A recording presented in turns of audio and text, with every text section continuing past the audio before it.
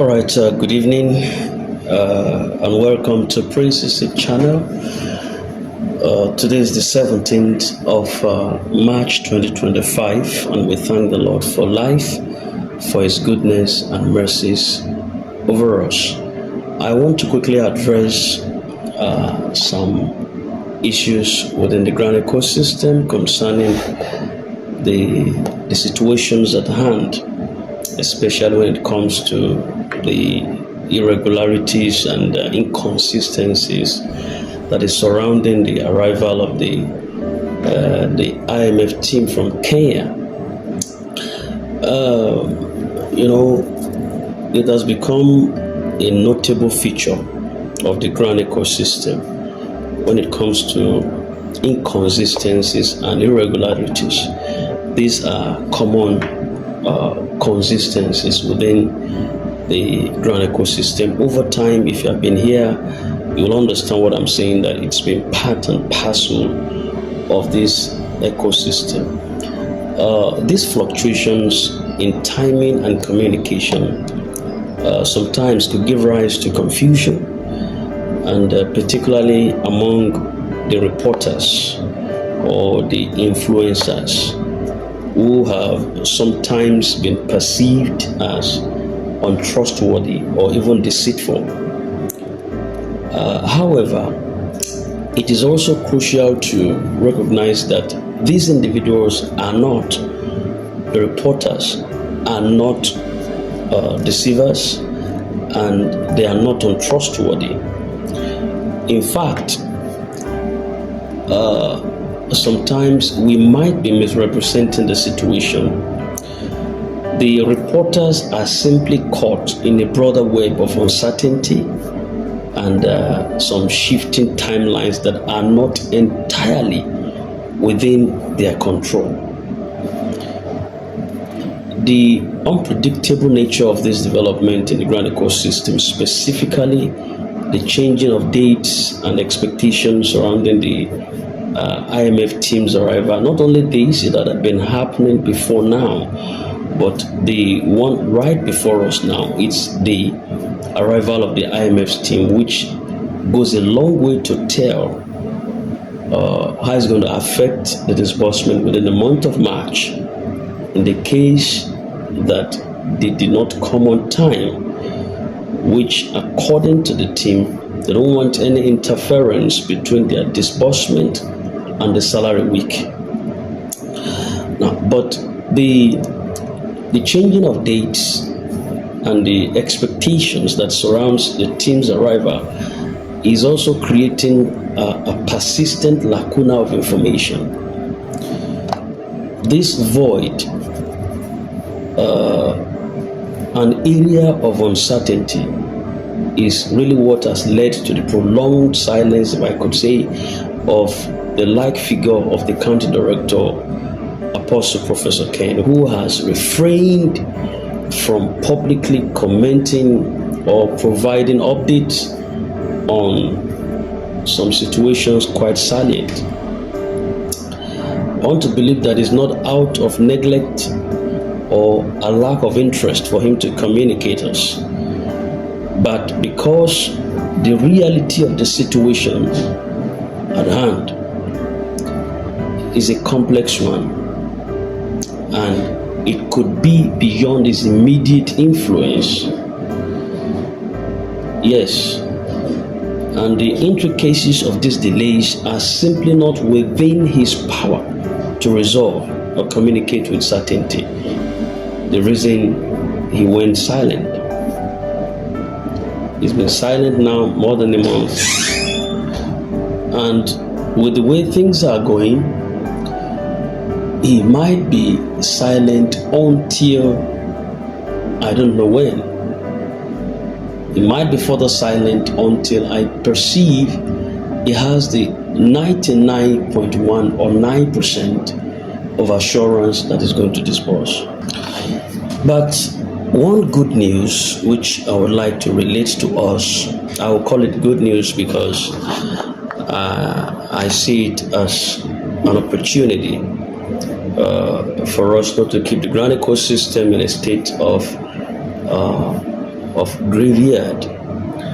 Despite the challenges posed by this uncertainty, the reporters and influencers in the field cannot, as a matter of fact, cannot afford to remain silent, as Apostle Ken has done.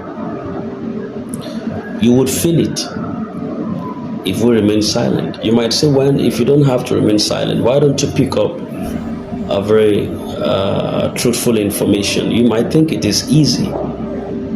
You might think we don't want to do that. Of course, we want to do that. We want to give you the right form of information at a point in time and at the right time.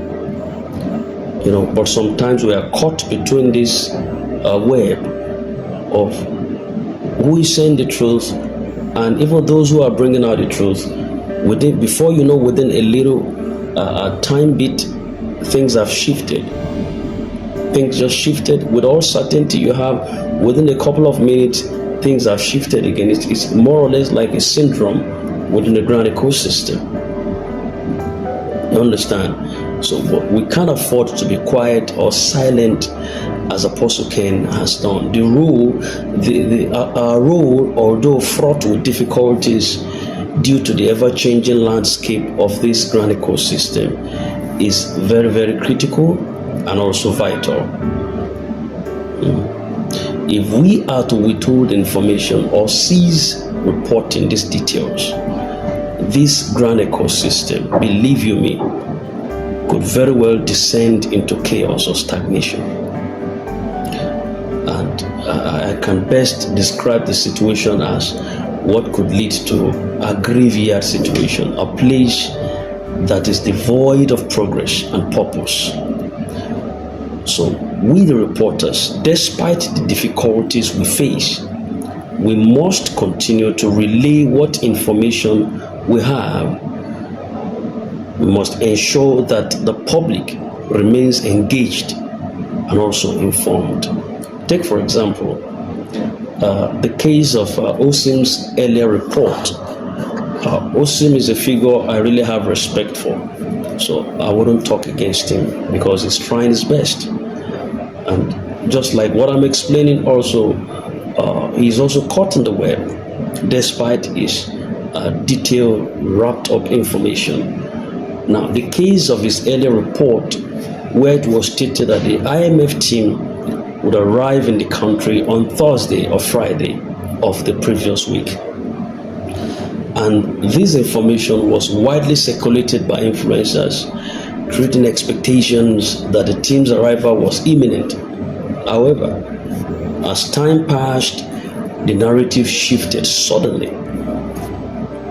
Reports emerged that the team would not be arriving until Monday or Tuesday of this week we are in, either today or tomorrow. Then Madam Ngozi Israel also reiterated this delay. She stated that the IMF team had yet to return, but they would likely do so by Tuesday. Now, despite these adjustments, in her voice note, she was expressing confidence that this shift will not result in further delays in the grant disbursement process. However, I see that this fluctuating report should not be a cause for alarm or distraction for anybody. It is very important to understand that that changes in information, especially within the context of the grant ecosystem, are not uncommon. Yes, these shifts are part and parcel of a broader, often unpredictable system where we have found ourselves, and what remains constant is the ultimate goal. That is what can be taken away, the grant disbursement. And no matter the delays, no matter the changing timelines, the disbursement remains the central objective, and it will happen. So this focus would not change. Now, shifting in date, arrival, and some stuff's timetable and all that, might have sometimes been mitigated with. But then one thing is certain: disbursement is imminent, and disbursement would not change. It is a central objective, is a central goal, which every one of us have to put our mind on. It's going to happen.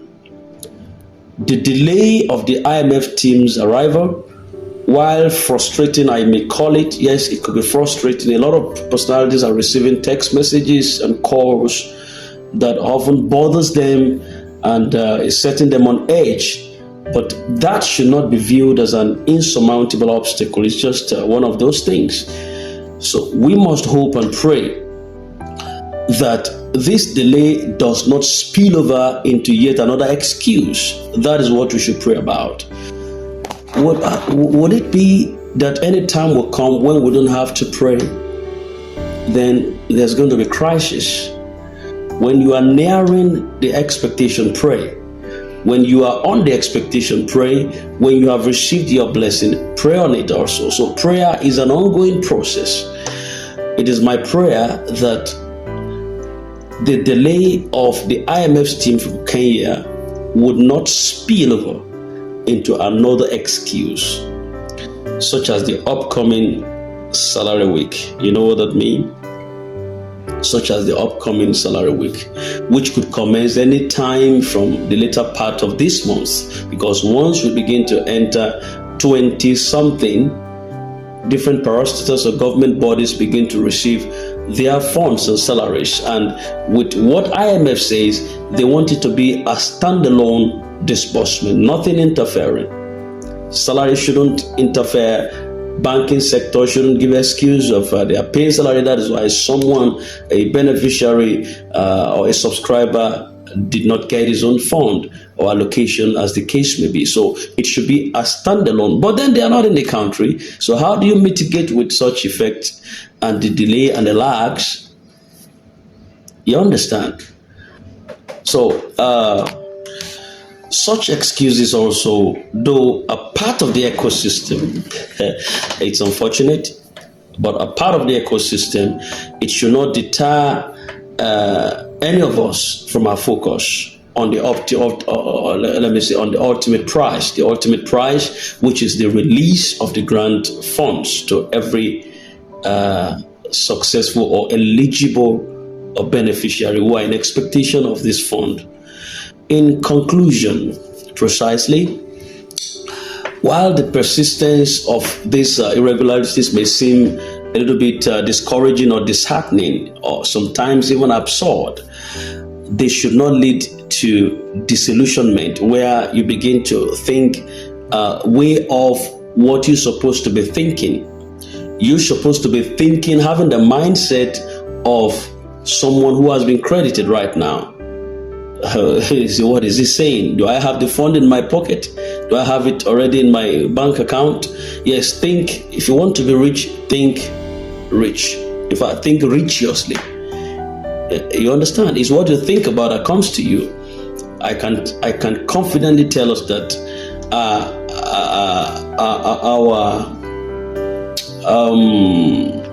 our life gravitates towards our most dominant thoughts. You get that? Our life gravitates towards our most dominant thoughts. It's what you think about mostly that will come to you or that you represent. So begin to think, or begin to envisage, begin to imagine you in the reception of your fund. Don't say, well, it doesn't exist, it's just a fluke, it's just in the air, it's not anywhere. No, it's somewhere and it's with you. You understand? So think as a rich person, think as a millionaire, think as a billionaire. That is when it will come to you. All right? That is what I want you to do. The grand ecosystem, with all its complexities and fluctuations, remains a work in progress. Patience, perseverance, and focus on a larger picture. Disbursement are the key to navigating these challenges and this process that appears like it's not going to come again, but it's going to come. All right? So information will continue to change. but the goal remains the same. The grand disbursement would eventually occur, and that is what we must all keep in mind as we move forward. Don't let that goalpost in your mind be shifted. You are a winner. You are a winner. And nothing can take that away from you. No shifting timeline, no shifting date can make you less than a millionaire or a billionaire that you have been earmarked by your destiny to achieve. So think what you are. Think what you represent. Think exactly what you are and think exactly what you represent. Don't think less. I want to see the millionaires and the billionaires in the house begin to think like the millionaires and the billionaires that they represent. Yes, that is what I think. And that's what I know. And that's what I think is the best. All right, and that's what I'm thinking actually. So that is what I am. So please, whatever thing has happened or is happening within the grand ecosystem shouldn't change your personality or change you from your focus. I want to believe that this week still remains a mission week, a week of fulfillment of prophecies, a week of smiling, a week of grace, a week of testimonies. And it's going to happen to each and every one of us right in the house. Thank you very much. I just need to clarify this and bring this to our understanding. It is well with us. Have a very restful evening. Until I come your way again, this is Princess Channel. In case you are new, subscribe and hit the bell so that you don't miss out on any vital update in time. Thank you and have a nice time. God bless you.